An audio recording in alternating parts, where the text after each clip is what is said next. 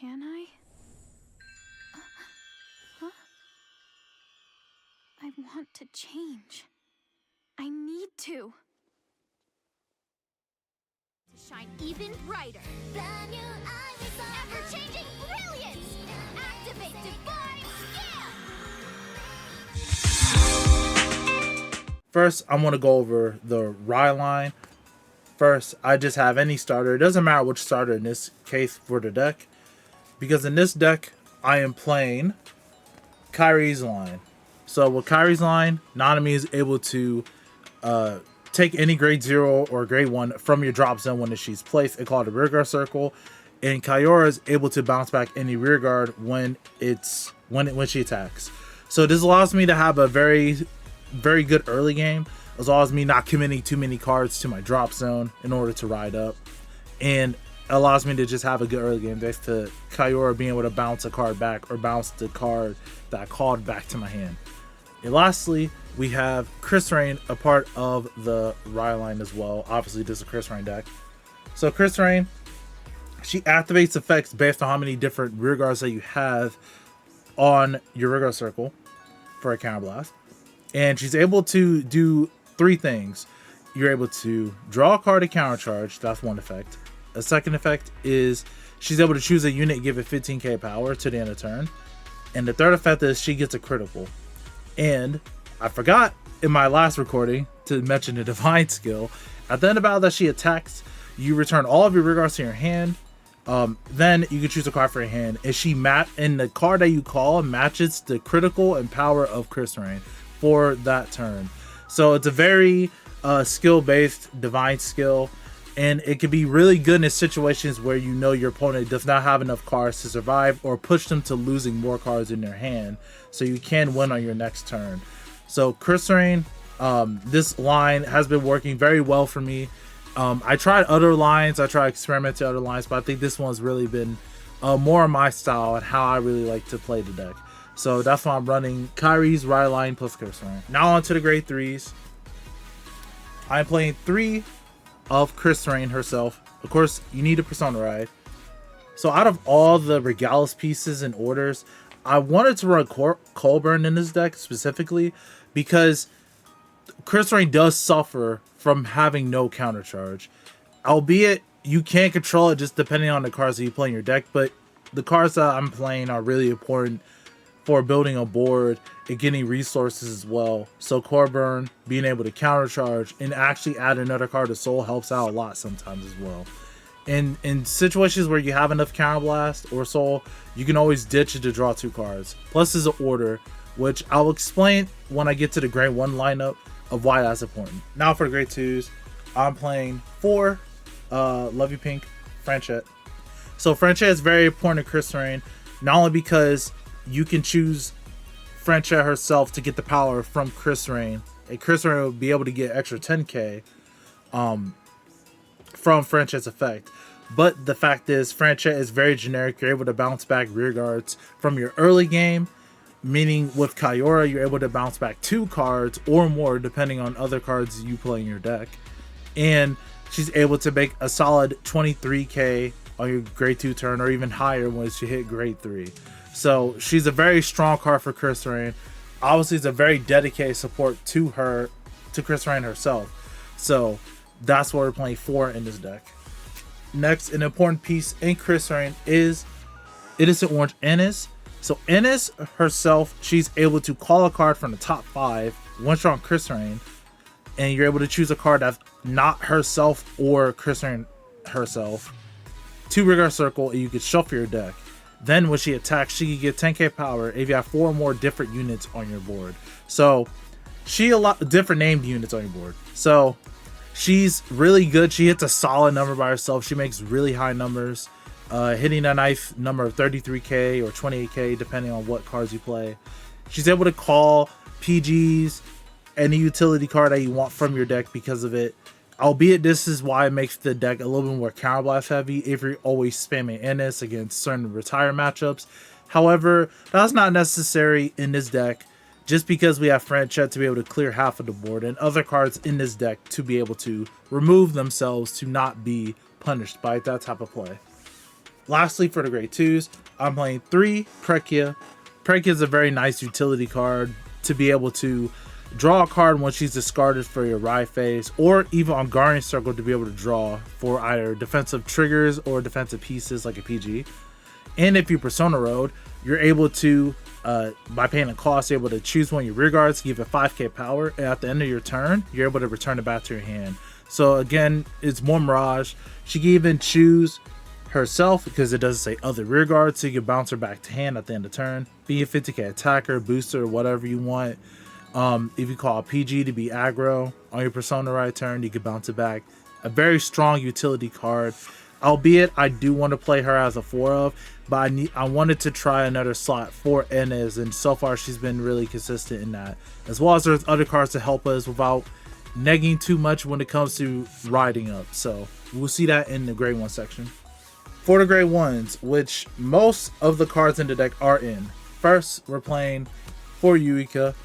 Yuika is a very important piece in this deck to be able to protect Franchet, Enes, any cards you call like a trigger, a PG.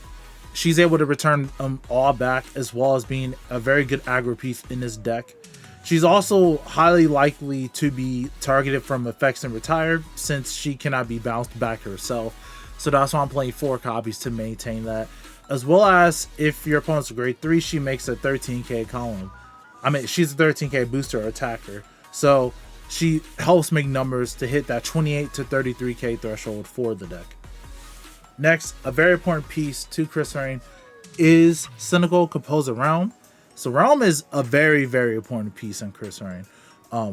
She is a 13k booster, as well as on top of that, she gives your Krysrain the effect that if your opponent places cards without Sentinel, they will have to call cards of 3 different grades to Guardian Circle. So this is a very strong skill because it forces your opponent to have the perfect guard anyway. If the Vanguard is really high, they'll most likely perfect guard regardless, and you're able to keep track of how many PGs that they drew or they drove check, and you force them into awkward situations where if you are attacking with Krysrain first but you're not planning to use the Divine skill, any crits or any triggers can pass on to your other rear guards, and since they're so high already, they have to commit more cards. As well as in cases where your opponent doesn't have a perfect guard, they'll have to commit 3 cards in their hand or more of different grades. For example, if they had a Gun Cycler or like one of these cycle cards like Pria, they cannot use this skill when they first place it. They'll have to call 3 other grades, like an example here, in order to use the effect of Pria after. And also, there are many games where if your opponent has a bunch of triggers and they don't necessarily have the necessary grades for her effect, it's very strong because they simply cannot guard it, just due to Realm. There are many games that I've won with Realm, and many games, because of Realm existing, it changed my opponent's guard because I was able to know what was in their hand. So I'm playing 3 Realm instead of 2. 2 is doable, but I think 3 is the sweet spot just because how important she is to Krysrain, as well as she's a 13k booster on other rear guard columns as well. Next, I'm running 3 of Athena and 2 of Pretty Demon Cord. So you're probably wondering why I'm running so many orders in this package in Krysrain. I'll explain her effect first.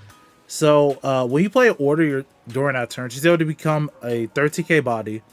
Then, when she's placed in a regular circle, you count mouse 1.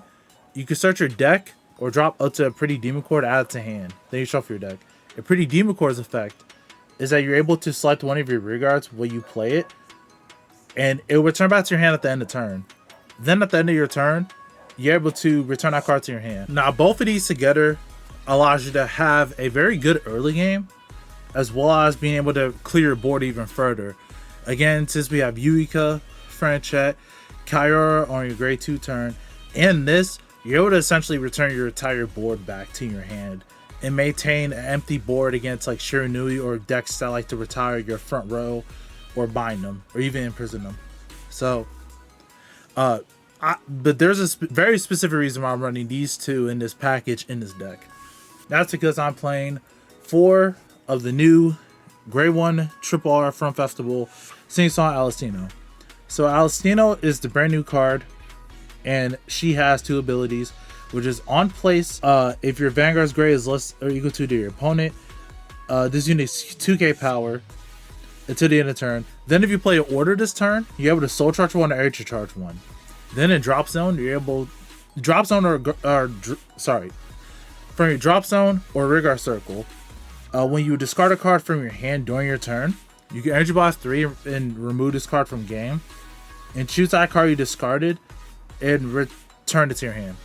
So again, like I said, since we're playing all those orders, and Pretty Demon Core is able to bounce itself back to hand at the end of turn, if you discard a card, you're able to not only just bounce back half of your board, but able to recover the card you discarded. As well as for Pria, if you're going second in this deck, you're able to discard Pria and, you know, energy blast 6, draw a card to get her back for any like future guardian skills you want to use it with, or even on your Persona right turn.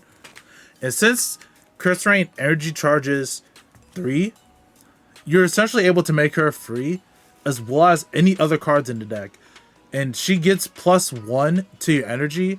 Since even if you're going second, if you get an order, like Pretty Demon Core or search off of it, you're able to essentially energy blast 7 going second if you want to.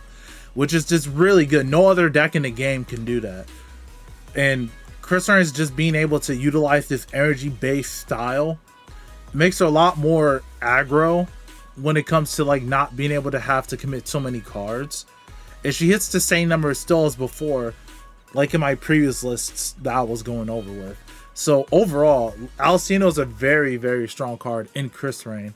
Probably not the most important card, but it helps you to be able to get those energy thresholds. As well as you need soul, she's an emergency soul as well. Lastly, for the grade 1s, I'm playing 4 different perfect guards. So the reason why I'm not playing any like of the elemental sanctitudes or any other blitz orders is because Honest exists and she's able to call it PG. And because of that perfect guard you're able to call, we're easily able to bounce it. So being able to search for a perfect guard from Honest that you need, and you can bounce it back with Pretty Demon Core, is just too strong. And we're not, I feel like just because of that is the reason why I'm just running 4 of it. It allows the deck to be a little bit more tanky, even though there will probably be matchups where you can't necessarily use a perfect guard and you like to have a sanctitude. But I think it's justified in this list since we're able to draw so much, as well as call them from NS effect and bounce them back so easily without divine skill. Non-target grade 0s. I'm playing 2 of the crit that goes into soul. Edwing. She's able to give your regard another unit 2k power at the end of battle that she boosted, and she goes into soul for that cost. I necessarily never really get the chance to use this, but is there if I need to. For the rest, I'm running 6 critical, all different named ones. Since in this deck, well, one of the weaknesses of this deck is that you do unfortunately have to call your PG sometimes and your triggers just because you need to fulfill the name. And that's just one of the issues that, well, this list, in my opinion, struggles with, is just getting different names because I'm running a bunch of different names. They're mostly like 3 to 4 copies of. So that's why I had to run different name triggers for this. Next, 4 different heals. You can run the other heals as well, the counter heals. Personally, I'm just running these because more shield is consistent. Next, I'm running 3 draws just because fronts are not very good in Krysrain, and this is the only draw that you will want to run. It gains 5k shield if your opponent is a higher grade to you or is grade 3 or greater. So this allows you to just have more defensive power, and as well as Krysrain being able to draw more cards to dig for more current pieces. And for the overtrigger, I'm playing the blue overtrigger just because you're able to give the overtrigger effect to Krysrain to get an extra crit, which is just really nice. And the deck has 9 critical now, which allows it to be more potent if you do hit a critical. And you're able to get back a card from your drop zone for a resource. So again, if you use your Prias or your Alistinos, you're able to get them back to hand. Any PGs I think it's just a very strong card to have in this deck for Krysrain. So that's mostly it for the deck profile. So generally, I think this deck can use a lot of help when it comes to like closing games. It has a very strong early game just thanks to cards like Franchet and Yuika, of course. But just because the deck has a very good early game, it does kind of struggle with the late game. If your opponent just hits a lot of high numbers and you just don't necessarily have the shield for it. Compared to my other lists that I made, I think this one's a little bit more flexible and I enjoy a lot more than my other lists.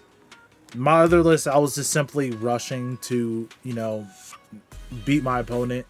This one's a little bit more thought out, and it really helps that Alino is such a good card to be able to give you your energy for cards like Anis, Pria, and as well as Soul for like Yuika as well.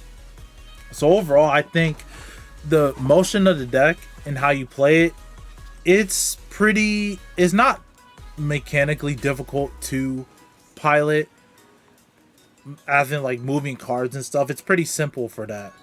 It's just playing the right cards in the right order, if you want to use a divine skill on your turn or not, and what your opponent is specifically doing in their win condition.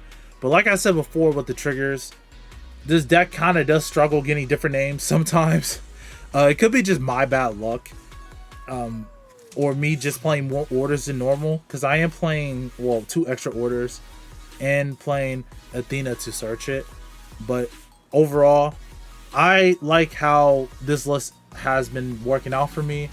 Hopefully, whenever this video is posted or this list is posted, the new Krysrain support will help this deck elevate even further. At the time of recording, it's only like 5 hours before the new episode drops. So stay tuned for a reaction for that, because I'm definitely going to react to it. So without further ado, I'm Zenarion. I'm signing off.